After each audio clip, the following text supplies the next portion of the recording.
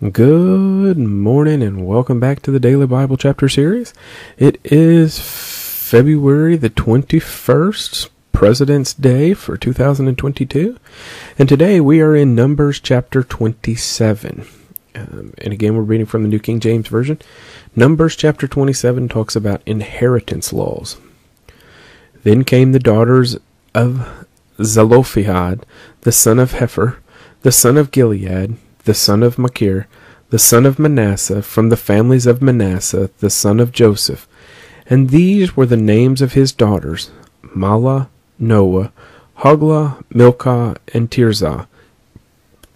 And they stood before Moses, before Eleazar the priest, and before the leaders and all the congregation, by the doorway of the tabernacle of meeting, saying, Our father died in the wilderness, but he was not in the company of those who gathered together against the Lord, in company with Korah. But he died in his own sin, and he had no sons. Why should the name of our father be removed from among his family, because he had no son? Give us a possession among our father's brothers. So Moses brought their case before the Lord. And the Lord spoke to Moses, saying, The daughters of Zelophehad speak what is right. You shall surely give them a possession of inheritance among their father's brothers, and cause the inheritance of their father to pass to them. And you shall speak to the children of Israel, saying, If a man dies and has no son, then you shall cause his inheritance to pass to his daughter. If he has no daughter, then you shall give his inheritance to his brothers. If he has no brothers, then you shall give his inheritance to his father's brothers. And if his father has no brothers, then you shall give his inheritance to the relative closest to him in his family, and he shall possess it. And it shall be to the children of Israel a statute of judgment, just as the Lord commanded Moses.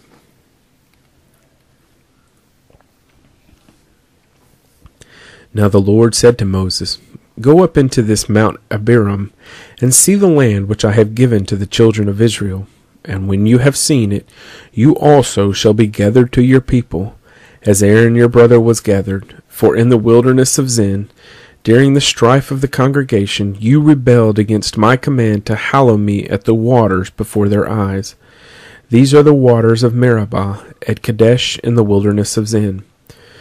Then Moses spoke to the Lord, saying, Let the Lord, the God of the spirits of all flesh, set a man over the congregation, who may go out before them and go in before them, who may lead them out and bring them in, that the congregation of the Lord may not be like sheep which have no shepherd.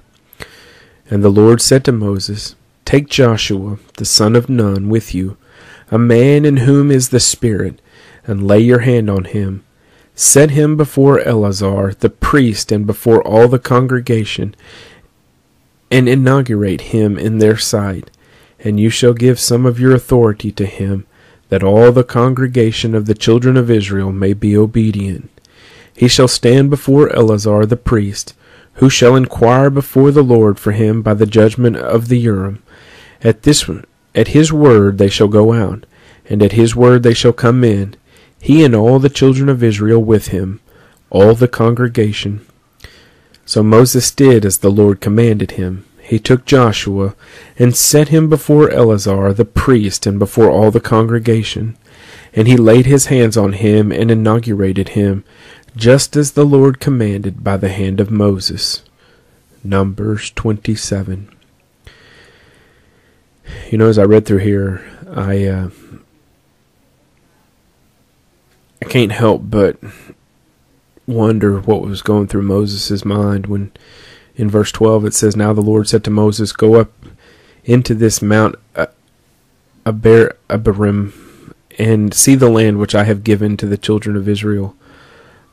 He started this journey, I guess with the intention of getting to the promised land, and because he wouldn't speak to the rock and he hit the rock, he lost that opportunity to go into the promised land, and yet God has given him an opportunity to still see it, but he can't go in. And I would have to wonder what was going through his mind.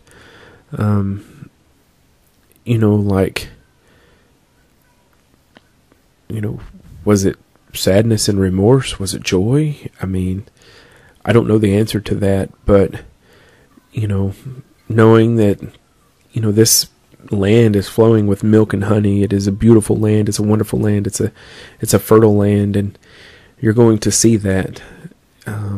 Like it would be beautiful to see, I think.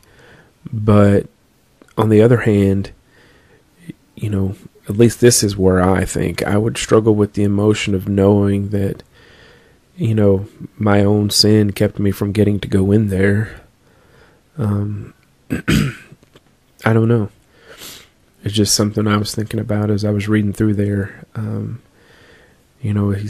envision him sitting there on top of the mountain, looking over the promised land and saying, you know what, I could have been there, but I messed up. But I mean, it could have been completely different. It doesn't say here. But anyway, just something to think about, and a reason to constantly listen to what God is trying to tell us. I mean, I know I've messed up a few times, and, my faith may not have been where it should have been, and I hope I'm not missing out and not allowed in, so anyway, just something to think about. Anyway, that's Numbers chapter 27, and I hope you'll join me tomorrow for Numbers 28.